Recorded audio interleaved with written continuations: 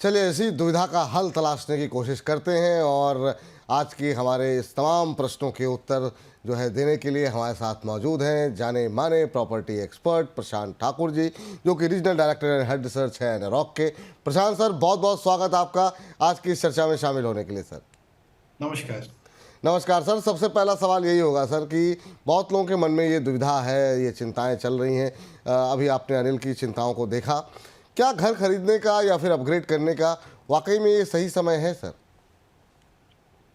देखिए, अगर आप अपने एंड यूज के लिए प्रॉपर्टी खरीद रहे हैं और आपने बेसिक खर्चे जैसे कि डाउन पेमेंट, रजिस्ट्रेशन वगैरह के खर्चे आपने जुगाड़ कर रखे हैं, तो मेरे ख्याल से प्रॉपर्टी अपने एंड यूज के खरीदने के लिए इससे बेहतर समय कम ही नहीं आएगा। और ये मैं इसलिए कह रहा हूं कि अगर आप देखें आज के डेट में रेरा के आने के बाद प्रोजेक्ट के कंप्लीशन के ऊपर एक आपको अश्योरेंस है। अभी आप देखिए मार्केट में जितने भी सप्लाई आ रहे हैं उसमें 80 से 90% जो सप्लाई है ग्रेड ए डेवलपर्स लेकर आ रहे हैं।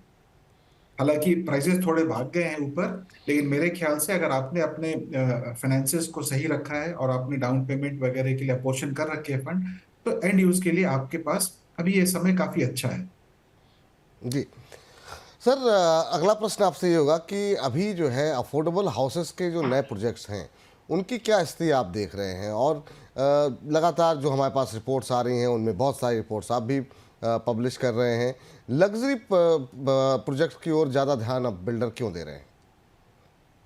देखिए, आपने जब अफोर्डेबल की बात करी तो मैं आपको एक आंकड़ा देता हूँ। अफोर्डेबल हाउसिंग एक समय 2017 में 47% ऑफ ओवरऑल सेल्स हुआ करता था।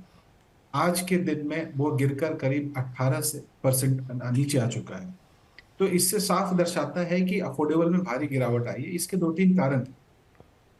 सबसे पहला कारण अगर आप देखें, प्राइजेस इतने भाग गए, कंस्ट्रक्शन कॉस्ट इतना ऊपर चला गया, लैंड एक्विजिशन डेवलपर्स ने इतने हाई कॉस्ट पे किए हैं कि आज के डेट में अफोर्डेबल के नाम पे लॉन्च करना बहुत मुश्किल हो गया है। और अगर आप पीएमओआई के हिसाब से अगर देखें, अफोर्डेबल का डेफिनेशन 40 लाख का जो कैप है, वो एक ऐसा प्राइस कैप है जो आज के डेट में इररिलेवेंट है। मेरे ख्याल से अफोर्डेबल का डेफिनेशन भी बढ़ाना पड़ेगा। और सबसे अहम बात ये हुई है कि कोविड के जाने के बाद हमने देखा है कि लोगों की जो प्रेफरेंस है बड़े घर की ओर काफी टिल्ट हुई है। आज के डेट में लोग एक बड़ा घर चाहते हैं, जहां पे जो बंदा 2 BHK देख रहा था वो 2.5 देख रहा है, 3 वाले 3.5 देख रहे हैं। उनको एक एक्स्ट्रा स्पेस चाहिए, क्योंकि आप देखिए हमने कोविड के समय देखा कि वर्क फ्रॉम होम का ट्रेंड काफी प्रचलित हुआ, और आज हम हाइब्रिड की बात करते हैं तो सभी को एक एक्स्ट्रा स्पेस चाहिए अपने घर के अंदर, जहां वो या तो वर्क फ्रॉम होम कर सके या फिर कुछ ऐसे परिस्थितियों में जहां पे उनको घर से स्कूलिंग या कुछ करना हो तो स्पेस चाहिए। जी। और हमने तेजी भी देखी, और बहुत लोगों ने अपग्रेड किया।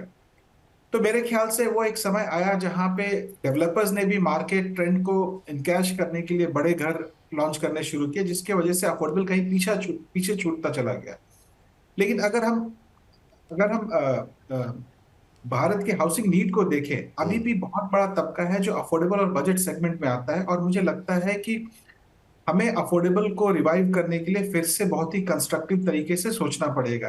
गवर्नमेंट के भी कुछ इंटरवेंशंस मुझे लगते हैं रिक्वायर्ड हैं। आज के डेट में सबसे बड़ा चैलेंज है अफोर्डेबल हाउसिंग के लिए सही प्राइस पे लैंड अवेलेबल होना। वो मुझे लगता है गवर्नमेंट को कहीं ना कहीं मुहैया कराना चाहिए, तभी हम अफोर्डेबल हाउसिंग को वापस ला पाएंगे। वरना इस माहौल में जहां कंस्ट्रक्शन कॉस्ट और लैंड के प्राइसेस इतने बढ़ गए हैं, अफोर्डेबल हाउसिंग को रिवाइव करना थोड़ा मुश्किल रहेगा। बिल्कुल सर, और जैसा आप कह रहे थे कि अफोर्डेबल हाउसिंग की परिभाषा बदलनी पड़ेगी, तो सर मिडिल क्लास आदमी, इसकी तनख्वाह बढ़ नहीं रही है, नौकरी की जाने की टेंशन बनी हुई है एआई की वजह से, उसके लिए परिभाषा बदल भी जाएगी तो क्या फ़र्क पड़ेगा? वो वैसे भी नहीं ले सकता सर। तो ये तो जेन्युइन समस्या है एक। नहीं, समस्या तो है। देखिए, हाउसिंग रियल एस्टेट तभी अच्छा कर सकता है जब आपका इकोनॉमी अच्छा कर रहा हो। हालांकि ग्लोबल अनसर्टेनिटी बनी हुई है, लेकिन अगर आप देखें भारत का जो जीडीपी दर है वो अभी भी काफी रोबस्ट है। मेरे ख्याल से एक टेम्पररी अनसर्टेनिटी है, आईटी के सेक्टर में हो गया, या चाहे अगर आप देखें टैरिफ की वजह से बाकी मैन्युफैक्चरिंग सेक्टर में भी थोड़ी सी आपको अनसर्टेनिटी दिख रही है। मेरे ख्याल से ये एक एक टाइम है जहां पे मुझे लगता है थोड़ा सा आपको दिखेगा, सेंटिमेंट में थोड़ी सी अनिश्चितता बड़ी बनी रहेगी।